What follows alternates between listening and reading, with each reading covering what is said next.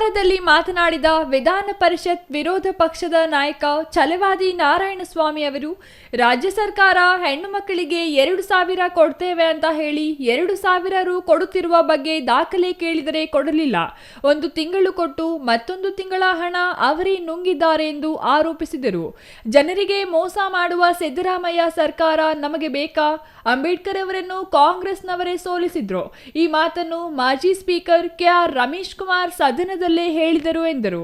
ಅಂಬೇಡ್ಕರ್ ಅವರ ಸ್ಮಾರಕವನ್ನು ಅಂತಾರಾಷ್ಟ್ರೀಯ ಮಟ್ಟದಲ್ಲಿ ಮಾಡಿದ್ದು ಬಿಜೆಪಿ.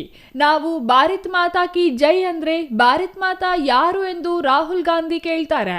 ಸದನ ನಡೆಯುತ್ತಿರುವ ಸಮಯದಲ್ಲಿ ರಾಹುಲ್ ಗಾಂಧಿ ವಿದೇಶದಲ್ಲಿರ್ತಾರೆ.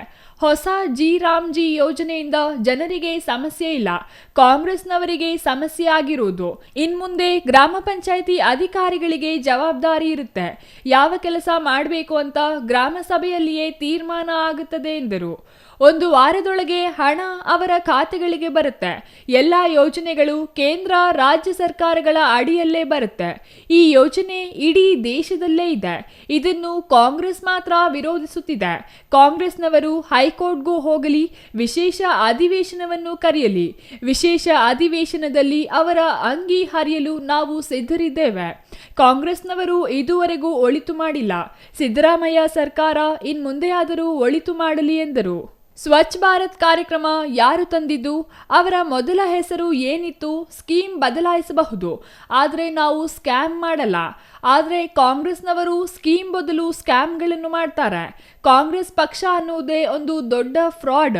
ಕಾಂಗ್ರೆಸ್ ಪಕ್ಷದವರು ನ್ಯಾಷನಲ್ ಹೆರಾಲ್ಡ್ ಪತ್ರಿಕೆ ಶುರು ಮಾಡಿದ್ರು. ನ್ಯಾಷನಲ್ ಹೆರಾಲ್ಡ್ ಪತ್ರಿಕೆಗೂ ಸೋನಿಯಾ ಗಾಂಧಿ, ರಾಹುಲ್ ಗಾಂಧಿಗೂ ಯಾವುದೇ ಸಂಬಂಧ ಇಲ್ಲ.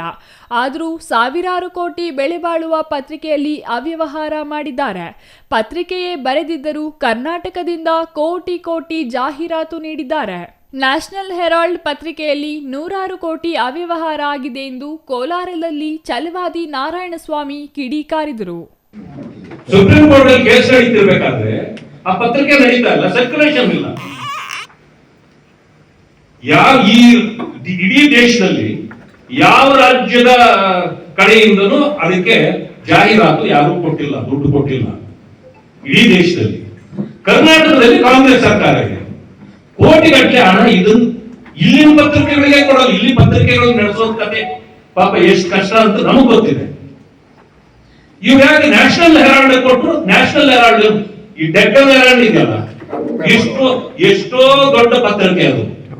ಜನ ಅದರಿಂದ ನ್ಯೂಸ್ ನೋಡ್ತಾರೆ. ಅದು ಇಲ್ಲಿ ಬರೋದೇ ಇಲ್ಲ ಬೆಂಗಳೂರಿಗೆ. ಅಂತ ಪತ್ರಿಕೆ ನೀವು ಯಾಕೆ ದುಡ್ಡು ಕೊಟ್ರಿ? Is it not A loot? ಇದು ಲೂಟಿ ಮಾಡ್ತಾ ಇರೋದಲ್ವಾ? ಅದು ಇದರಲ್ಲಿ ಸ್ವಜನ ಪಕ್ಷಪಾತ ಆಗಲ್ವಾ?